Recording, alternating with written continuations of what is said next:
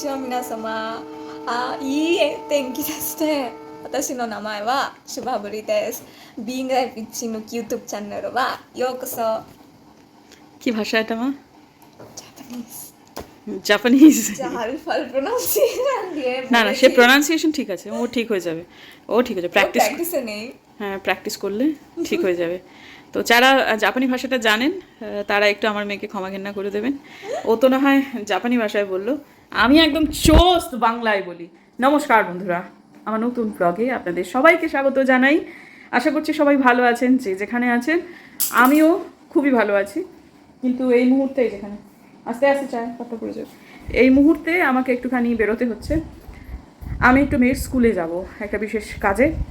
আর আমি আমার ঘরের বাচ্চাকে কালকে নিয়ে এসেছি ঘরেতে, বারান্দায় আমার ওই তুলসী গাছকে, কিন্তু সেটা এতটা খারাপ অবস্থা, যেটুকু আশা নিয়ে গিয়েছিলাম সেটুকু তো জানি না, চুরচুর হয়ে গেল এবং প্রত্যেকটা ডাল এখন খালি। অবশ্য এটা হতে পারে যে নতুন কুশি গজানোর আগে সব পাতা তো ঝরে যায়, হয়তোবা সেই স্টেজটাই এটা, হয়তোবা আরও কটা দিন রাখলে এটা নতুন কুশি আসতো, ডালগুলো ভরে যেত, তার আগেই আবার আমি তাকে উপরে নিয়ে এলাম। কিন্তু বৃষ্টি তো প্রায় বন্ধই হয়ে গেছে এখন। তো কালকে রাত্রে কি আর বৃষ্টি হলো? না, তো কালকে রাত্রে তো বৃষ্টি হয়নি। কাজে এখন বৃষ্টিটা যেহেতু অনিশ্চিত হয়ে গেছে, সেহেতু আর গাছটাকে ওইখানে রাখার দরকার নেই। এবার আমার বারান্দাতেই সে চলে এসেছে, এবার যা পারি আমিই করব। আর যদি তেমন আবার বৃষ্টি দেখি আবার নিচে দিয়ে আসবো। তবে আমি এর আগে কিন্তু যতগুলো মৃতপ্রায় গাছ দেখেছি, সব বেশিরভাগকেই আমি বৃষ্টির জলে দিয়ে দেওয়াতে তারা কিন্তু আবার চাঙ্গা হয়ে গেছে। বিশেষ করে তুলসী গাছ তো বৃষ্টির জলে ভীষণ ভালো থাকে, কিন্তু যাই হোক এটা আর হলো না, বা আরও কটা দিন রাখতে হতো, এটাই আর কি। তো আপাতত আর কথা না বাড়িয়ে সুনীলদা প্রায় চলেই এলো, তার সাথে আমি আমার মেয়ের স্কুলে একটু যাব, একটু সিনিয়র কোঅর্ডিনেটরদের সাথে আমার একটু কথা আছে, তাছাড়াও একটু ব্যাপার আছে মেয়ের পড়াশোনা সংক্রান্ত ব্যাপারে। একটু স্কুলের সাথে নিয়মিত যদি না রাখলে, বাচ্চারা স্কুলে যাচ্ছে স্কুল থেকে ফিরছে সেটা নয়, শিক্ষক শিক্ষয়িত্রী ওদের সাথে একটু কথা নিয়মিতভাবেই গার্জিয়ানদের দরকার, বিশেষ করে 11-12-এ। সেটাই আর কি মূলত বলতে যাওয়া। একদম কি অবস্থা হয়ে গেছে গাছটার। আলপনাদি বলছে যে জঞ্জাল জঙ্গল এত কিছু, এগুলো নাকি বহু বহু তুলসী গাছ এর মধ্যে রয়েছে। আমি তো এই বৃষ্টিতে এত তুলসী গাছ এখানে বাঁচছে, আমি ভাবলাম বোধ হয় বেঁচে যাবে, এত ভালো হচ্ছে, কিন্তু এটা যে এই রকম হয়ে যাবে জানি না। অবশ্য তার আগে ওই নতুন পাতা ঝরানোর আগে কোনো পাতা ঝরিয়ে ফেলতে হয়, সেটাই কি কারণ জানি না বাবা। তবে এই গাছের ডালগুলো সব ছেটে দিতে হবে। আমার যেন মনে হচ্ছে গাছটা গেল, তুলসী গাছ যাওয়া খুব ভালো নয়। ঠিক আছে, আর কি করা যাবে। আজকে একটা জিনিস খেয়াল করলাম, আমাদের এই জায়গাগুলো তো পাড়া, শিলিগুড়ির পাড়া অঞ্চল, রেসিডেন্সিয়াল অঞ্চল। এই সমস্ত জায়গার তুলনায় হিলকাট রোড, দার্জিলিং মোড় অঞ্চল, এয়ার ভিউ সংলগ্ন অঞ্চল, জংশন সংলগ্ন অঞ্চল, এই সমস্তগুলো অনেক বেশি গরম। আমরা যখন যাচ্ছি তখন একরকম পরিস্থিতি, যখন ফিরলাম তখন, যখন পাড়াতে ঢুকলাম তখন পার্থক্যটা খুব বেশি করে বুঝলাম। একটা জিনিস মনটা খারাপ লাগছে জানেন তো, এই যে দেখুন এখন হকার উচ্ছেদ সময় চলছে, তো একটা পর্ব চলছে, সেই জন্য ওই যেখানে ভেনাস মোড়ে আগে আমি গাছপালাগুলো কিনতাম, ওগুলো তো ফুটপাথের ওপরেই রেখে বিক্রি করতো, সেগুলো সব ভেঙে দিয়েছে। পুরো শিলিগুড়ি জুড়েই এই অভিযান এখন চলছে। তো এখন আমি কোথায় গাছ কিনতে যাব সেটা তখন সেই মুহূর্তে মনে হচ্ছিল, পরে বুঝে দেখলাম যে না, অনেকগুলো দোকান ছোটোখাটো হয়েছে, তারা বেশ ভালো জিনিসপত্র রাখে। আজকে আমি মনে মনে ভেবেই রেখেছিলাম যখন আমি ওই ভেনাস মোড়টা উজিয়ে আসবো তখন আজকে গোলাপি জবাটা কিনবো, কিন্তু এটা যখন আমি দেখলাম যে পুরো জায়গাটাকে উচ্ছেদ পর্ব চলছে, মনটা একটু খারাপ হয়ে গেল। তো ঠিক আছে, তারপরে ইয়েকে বললাম আমাদের সুনীলদাকে যে চলুন না সুনীলদা একটু মাটি গাড়ায় নিয়ে চলুন আমাকে, ওখান থেকে যদি পাওয়া যায় কয়েকটা টবও তো কিনতে হবে। তো তখনও বললো যে ঠিক আছে চলুন যাওয়া যাক। তো প্রথম দিকে রাজি হচ্ছিল না, তারপরে অবশ্য এক জায়গায় চাকরি করে তো সেখান থেকে কাজ সাইড করে এসেছে, ওরও একটা নির্দিষ্ট সময়ের মধ্যে ওকে ফিরতে হবে, সেটা যেমন ওরও তারা। এখন এই সমস্ত প্ল্যান ভাজতে ভাজতে, মানে এই গাছ গাছ গাছ গাছ মাথায় ঘুরছে, সেগুলো ভাজতে ভাজতে আসল যে উদ্দেশ্যে আমি রওনা দিয়েছি বাড়ি থেকে, একটা সময় মনে হচ্ছিল যে ওটা মতো আমি ভুলেই গেছি। পরে যখন ডিপিএসটা ঢুকছে তখন মনে পড়লো, ওহো তাই তো, আমি তো একটা বিশেষ কাজে এসেছি ডিপিএসে। একটা জল নিলাম, প্রচণ্ড তেষ্টা পেয়ে গেছে, বাড়ি থেকে হুড়ুহুড়ি করে জলটা নিয়ে বেরোয়নি। আর কথা হলো মানে জাস্ট ওয়াও, ভীষণ খুশি ভীষণ খুশি। বোধিসত্ত্ববাবুর সাথেও টেলিফোনিক কনভারসেশন হলো, তিনি তো বেরোতে পারছেন না, তার প্রচণ্ড ব্যস্ত। ওর কলেজটা না এখন মানে ওই ইউনিভার্সিটি পরীক্ষা চলছে, যেদিন যেদিন ওদের ইনভিজিলেশন নেই সেদিন সেদিন ওদের কলেজ নেই, তার ফলে আজকে উনি বাড়িতে আছেন। হয়ে গেল, দারুণ। এমনি এমনি কি স্কুলটার প্রশংসা করি? এখন আমাদের শিলিগুড়িতে সব টিয়ে তুলে দিচ্ছে, কি বলে ফুটপাথ থেকে সব দোকান টোকান তুলে দিচ্ছে। আমাদের সুনীলদা কিছুতেই মাটিগাড়া হাটে যেতে চাচ্ছে না, বলে মাটিগাড়া হাট থেকে নাকি সব তুলে দিয়েছে। আপনি জানেন তুলে দিয়েছে? চলেন যাই ঘুরে আসি।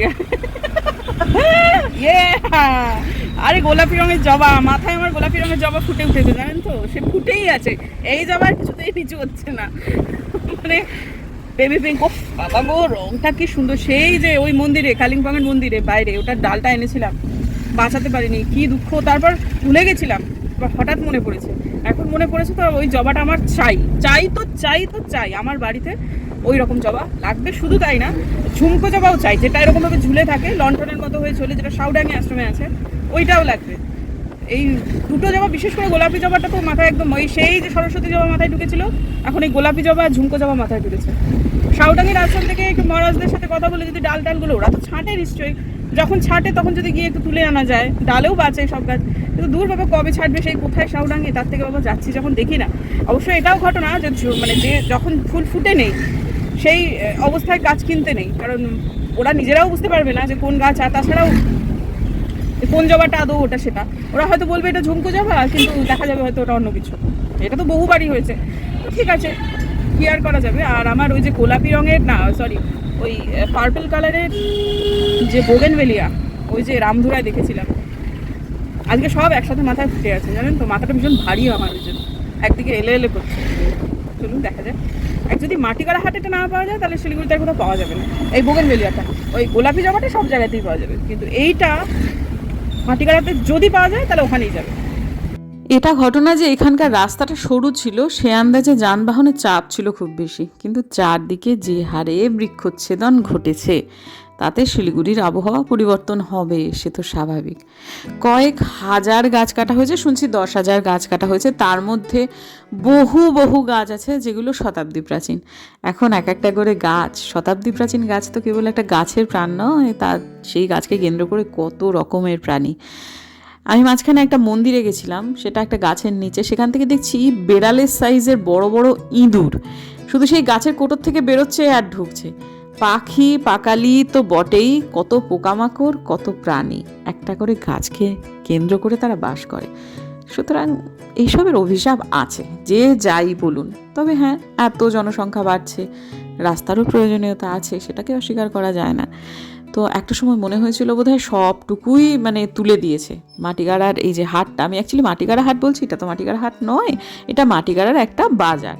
তো সেটা প্রত্যেক দিনই বসে, তো সেটা দেখা গেল যে হ্যাঁ, এই জায়গাটাও খালি করেছে। তবে এগুলো না পার্মানেন্ট দোকান, এদের নিজস্ব জায়গা রয়েছে। এরা একটু পিছিয়ে গেছে, আগে অনেকটা এগিয়ে এসেছিল, একদম ফুটপাথ লাগোয়া ছিল, এখন অনেকটাই পিছিয়ে গেছে।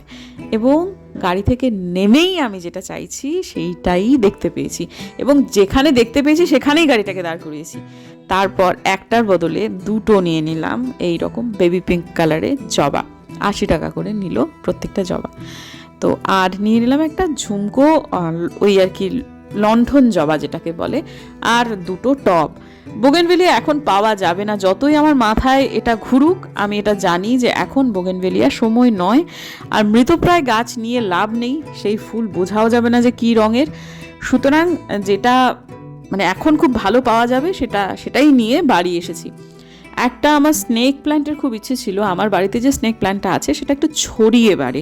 কিছু স্নেক প্ল্যান্ট আছে না যারা লম্বা হয়ে বাড়ে, একদম মাথার উপর বাড়ে, তো আমার ওই রকম একটা খুব ইচ্ছে ছিল, কিন্তু দামটা এখানে একটু বেশি বলছেন, আর যে গাছের কোয়ালিটি সেটা মোটেই ভালো না। কিন্তু হ্যাঁ, ভদ্রলোকের ব্যবহার ভালো। এই স্নেক প্ল্যান্টটার দামটাই খুব বেশি বলছিল, বাদ বাকিগুলো কিন্তু মোটামুটি রিজনেবল, দরদামও করা গেল, দরদাম করে যথেষ্ট দাম কমিয়েওছি, টবেতেও কমিয়েছি, গাছেতেও কমিয়েছি। তো এখন এই যে স্নেক প্ল্যান্টটা দেখাচ্ছে, এটা ঘটনা যে এখান থেকে আমি একটা পাতা কেটে নিয়ে প্রতিস্থাপন করলে নতুন একটা তৈরি হবে, কিন্তু যেটা বিক্রি করছেন সেটা খুব বেশি দাম চাইছেন, ঠিক পোষালো না ব্যাপারটা। তো আমাদের সুনীলদাও একটা কৃষ্ণ তুলসী গাছ কিনলেন। এর আগে আমি কৃষ্ণ তুলসী গাছ এই নার্সারি থেকে কিনে নিয়ে গেছি, এখান থেকে না, মানে কোনো একটি নার্সারি থেকে কিনে নিয়ে গিয়ে সেটা কিছুক্ষণের মধ্যে রাধা তুলসী হয়ে গেছে, মানে দুটো বৃষ্টি হওয়ার পরই তার কৃষ্ণ রং উঠে এসে রাধা তুলসী হয়ে গেছে। তো জানি না সুনীলদার এই তুলসীটা আদৌ সেটা কৃষ্ণ থাকবে না দুদিন পর রাধা হয়ে যাবে। আপাতত গাছ কিনেছি, যেটা বাড়ি থেকে বেরিয়েছিলাম যে ভেনাস মোড় থেকে কিনে নিয়ে যাব, কিন্তু সেটা আমি মাটিগাড়া থেকে এসে কিনেছি। আমি ভীষণ খুশি। তো এখন মনে প্রচুর হর্ষ, এবার সেটা নিয়ে বাড়ি যাওয়া যাক। একটা রিয়েলাইজেশন কিন্তু আমার হচ্ছে, প্রত্যেকবারই এই দিকটা থেকেই কিনি, রাস্তার উল্টো দিকেও কিন্তু প্রচুর গাছ, প্রচুর দোকান, কোনো বার রাস্তার ওই দিক থেকে কেনা হয় না। এর পরের বার ভাবছি কিনবো যদি ওদিক থেকেই কিনি, দেখা যাক না, একই ব্যাপার, মুদ্রার এপিট ওপিট, কিন্তু তবুও একটা নতুন অভিজ্ঞতা। মনের দিক থেকেও আমার একটা শান্তি যে না, আমি রাস্তার দুধারে যে দোকান আছে দুধার থেকেই কিনেছি, দেখা যাক পরের বার ওদিক থেকে কিনবো। গোলাপি জবা তো দুটো এনেছি, একটা তো এখানে রেখেছি আপাতত, ওই গাছকে এনে সাথে সাথে তো টব দিতে নেই, সেজন্য একটা আপাতত এখানে আছে, এটাকে কালকে প্রতিস্থাপন করবো। এখানে টব একদম রেডি আছে, জাস্ট মাটি ভরে এটাকে কেটে বসানোর অপেক্ষা। আর এসে এখনও ভিডিও এডিট করা হয়নি, তারপর স্নান টান করে সবাইকে খেতে যেতে দিয়ে এখন সে যাচ্ছে, আমার মেয়ে যাচ্ছে টিউশনে, আর বাবা আজকে তাকে পৌঁছে দিচ্ছে। ফেরারটা হয়তো আমি নিয়ে আসবো ওদিক থেকে, জিম থেকে গিয়ে সরাসরি। অন্যদিন তবু বলি বেরোনোর সময় মা টাটা, সে হাত তুলে ওপর দিকে তাকিয়ে টাটা করে। আজকে আর ইচ্ছে করলো না পিছু ডাকতে, যাক গে পড়তে তো যাচ্ছে, কিছুক্ষণ পর গিয়ে আমি নিয়ে আসবো। তবে যাই হোক না কেন, যাচ্ছে তো তার বাবার সাথে, যতক্ষণ না পথের বাঁকে মিলিয়ে গেল সে আর তার বাবা, ততক্ষণ পর্যন্ত তাকিয়ে তাকিয়ে দেখলাম। সন্তান তো যতই হোক, যাই হোক, আমার শ্বশুরমশাইও নিচে কিন্তু ঠিক একইভাবে তাকিয়েছিলেন। বুঝতে পারলাম যে আমওয়ালা যেই যাচ্ছে সঙ্গে সঙ্গে এই আমওয়ালা দাঁড়াও তো বাবা বলে যখন আম কিনতে নিলেন, সে এত সুগার বেড়ে গেছে কিন্তু আম খাওয়ার বিরতি নেই। তার বক্তব্য 85 বছর বেঁচে নিয়েছি, আবার কত রে, এবার খেয়েই মরবো। ঠিক আছে, যার যেমন ইচ্ছা, যদিও ছেলে বকাবকি করেন, কিন্তু বাবা তো কথা শোনার মানুষ নন। তো এখন আজকে আমি পুজো করেছি, পুজো করার পর ভিডিওটা এডিট করে ঘুমিয়ে পড়েছিলাম জানেন তো, যার ফলে সন্ধে বাতিটা দিয়ে দিল আলপনা দিয়ে। ভিডিওটা এডিট করলাম, এডিট করে এক্সপোর্ট করতে দিয়েছি,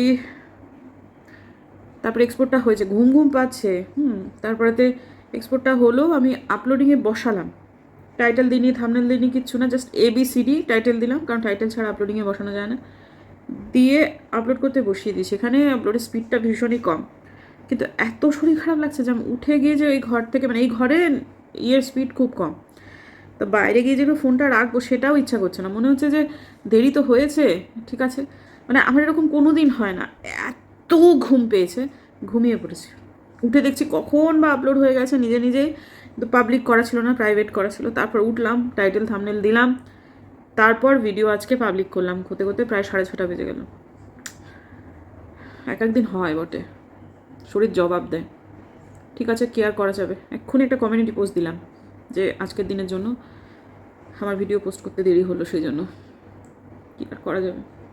যারা একটু দেরিতে ভিডিও দেখতে অসুবিধে হয় তারা প্লিজ পরের দিন হলেও ভিডিওটা দেখবেন, তাহলেই হবে, দেখলেই হলো। কিন্তু আজকের দিনটা তাড়াতাড়ি দেওয়া উচিত ছিল, কিন্তু ওই আর কি হয়ে গেল দেরি।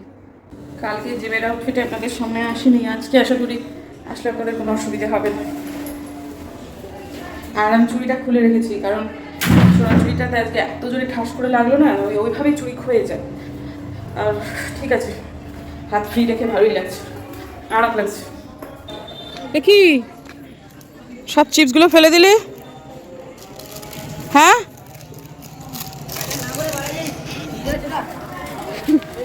সব চিপসগুলো ফেলে দিল, ভালো খাওয়ার থেকে ফেলাই ভালো এসব।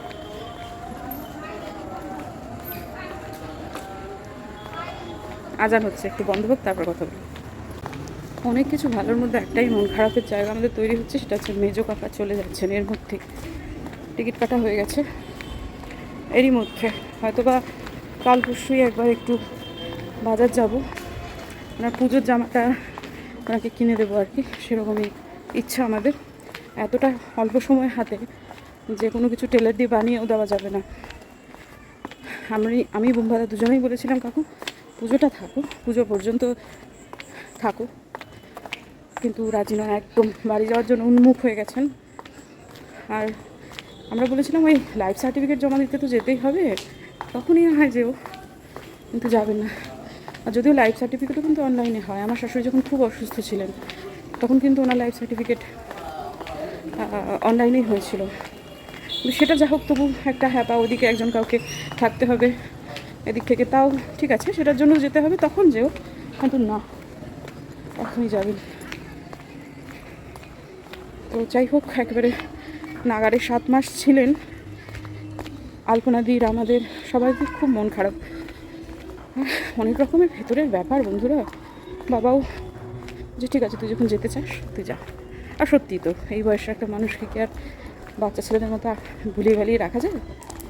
যেখানে যার মন সেখানে সে থাকুক, সেটা তার রক্ত জল করা টাকার বাড়ি, সেখানেই তিনি ভালো থাকবেন। কিন্তু অনেক কিন্তু, যাই হোক, আমাদের হাতে যতটুকু আছে আমরা করছি, বাদ বাকি সবটুকু তো আমাদের হাতে নেই, ঈশ্বরের কাছে প্রার্থনাটুকু ছাড়া।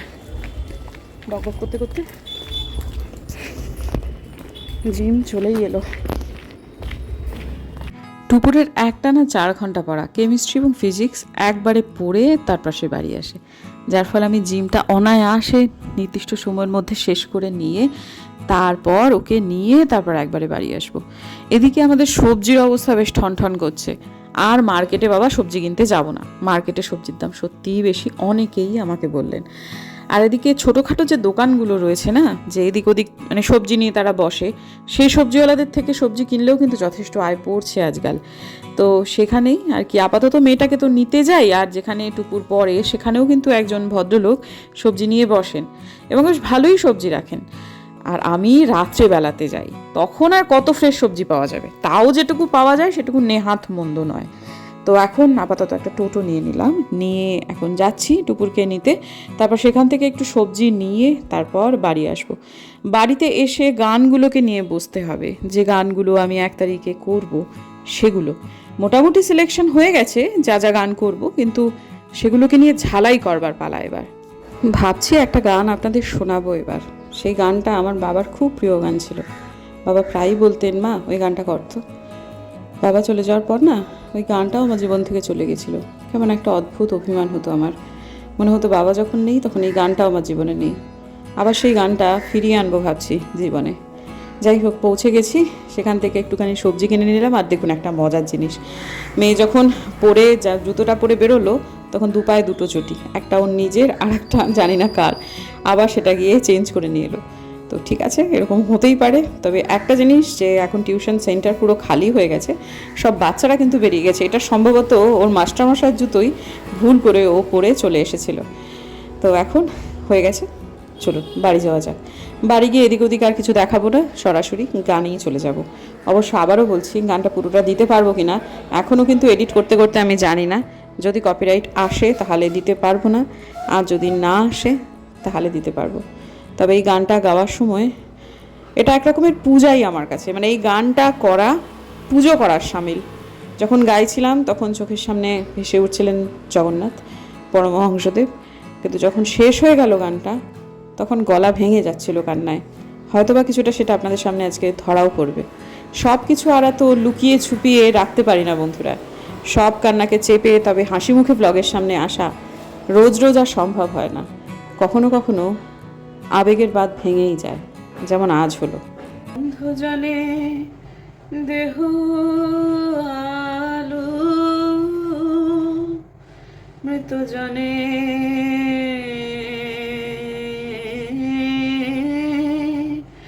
দেহ প্রাণ, তুমি করুণামৃত সিন্ধু,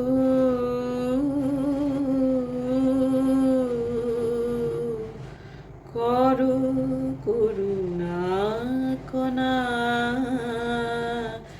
দান, শুষ্ক হৃদয় মম হে কঠিন পাষাণ সম, প্রেম সলিল ঘাড়ে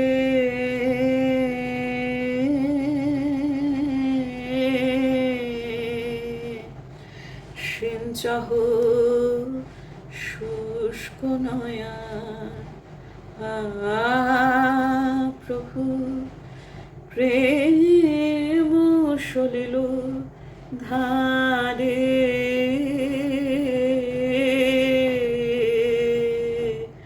সিঞ্চহ শুষ্ক নয়ন অন্ধ জনে দেহ আলো যে তোমারে রাখে না হে তারে তুমি ডাকো ডাকো তোমা হতে দূরে যে যায় তারে তুমি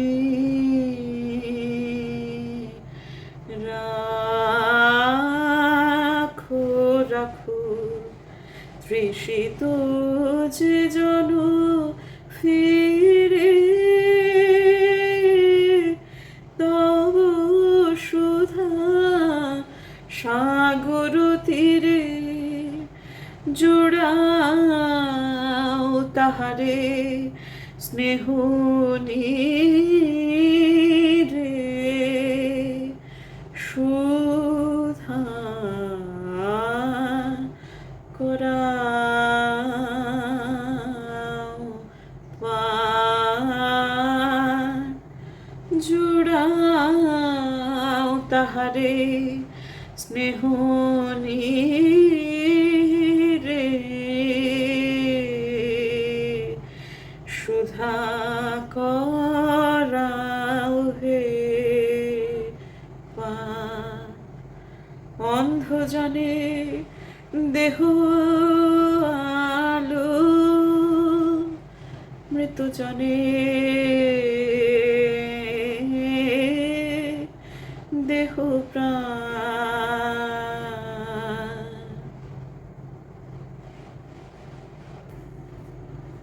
এই গানটা আমার বাবার খুব ফেভারিট গান।